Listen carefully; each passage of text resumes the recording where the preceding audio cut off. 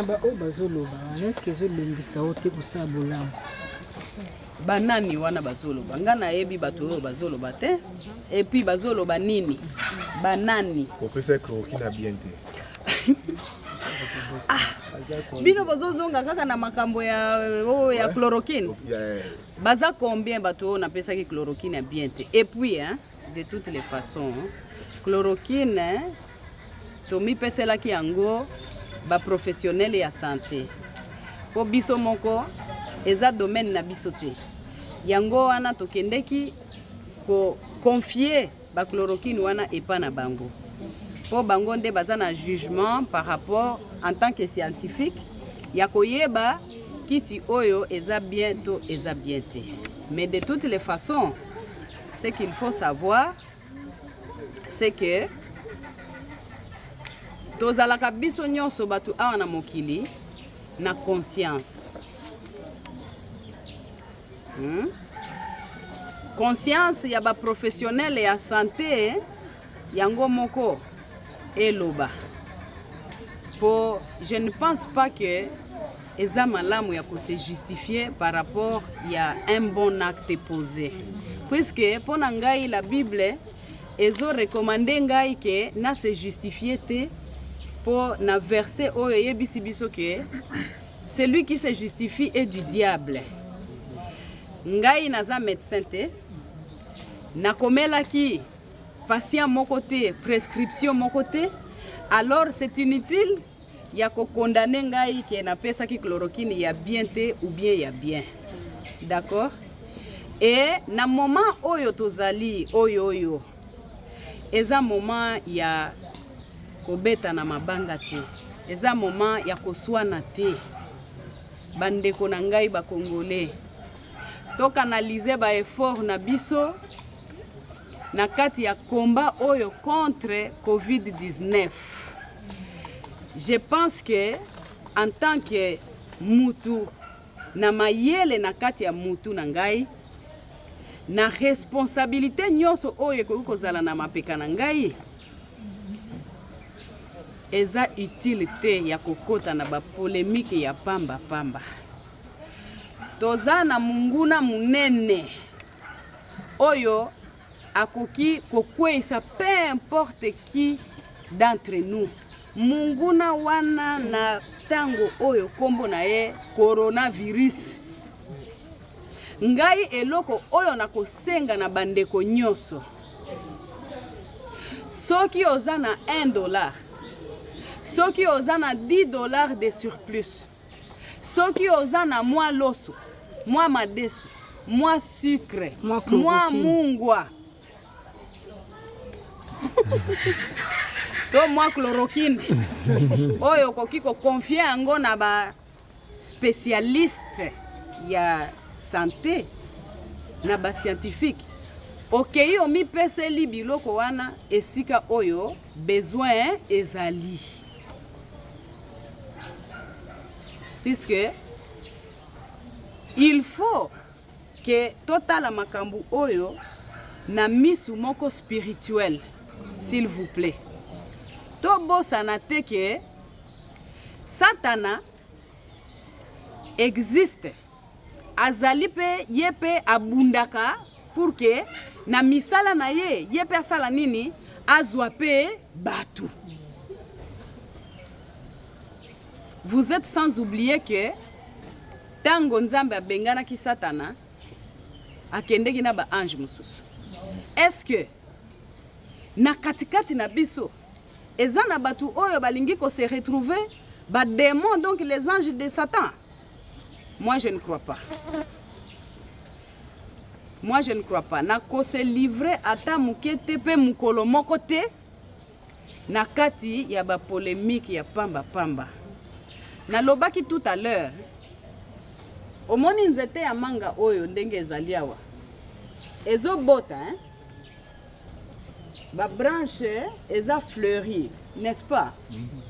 Mais tango manga ekobima pe teli. Mabanga kobwaka mapona kokitisa ba manga wana na se. D'accord? Mais est-ce que moi mabanga wana ekoki kozala na force ya kodétruire nzete oyo? Non. Pas du tout. Et kokweyisa nzete te. Alors bandeko, to combattre coronavirus, ko combattre maman Olive et ko changer nango eloko te. Et puis, ce qu'il faut savoir, c'est que chaque chose a son temps. Eloko na eloko ezalaka na tango na yango. Po na tango oyo, ngai nazo lancer des appels à toute personne de bonne volonté dans la foi, suivant l'exemple de Jésus-Christ. Partageons l'amour. Arrêtons de s'aimer la haine inutilement, ça nous appauvrit. Puisque rester derrière un ordinateur ou un téléphone ou peu importe quoi comme moyen technologique en train de fonder des histoires, en train de chercher à descendre maman Olive qui, si ce n'est pas la volonté de Dieu, ne va pas mourir. Et zo servir na coproduire eloko te. To sungande bandeko na biso. To prêter main forte les uns avec les autres. Na misala oyo tokoki kosala pona ke tozala par exemple na autonomie alimentaire na kati ya mboka na biso. Wana nde ba objectif oyo nga naza intéressé nango. Pe na kotika yango te. Na komisalelaka toujours ce qu'il faut faire pour bien sûr cette passion là que nous avons, mon époux et moi. Papa porte bonheur. Joseph Kabila Kabangi. Yes. Amen. Le partenaire valable et respectueux que nous avons. Il y a passion, il y a kosala bilanga, il y a koboko la bibwele, il y a koproduire ba besoin na biso, biso moko. Et puis, tous à la distraité bandeko, hein? Tous à la distraité. Boyebi ke coronavirus oyo eko risqué ele kanayango, mais totikala na problème ya makasi oyo ekozala problème économique par exemple, oyo ekozala problème ya biloko ya kolia. Focalisons-nous tous, travaillons tous, canalisons nos efforts dans la même direction pour que personne de nous ne périsse par quoi que ce soit, parce que moi je crois que Dieu le Père va exaucer nos différentes prières pour que nous ne connaissions pas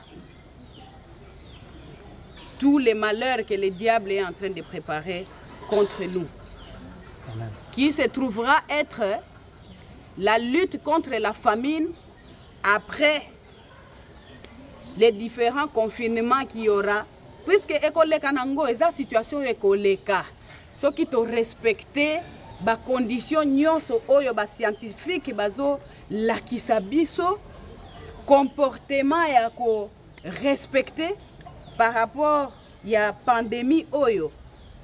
Coronavirus ékoleka nango.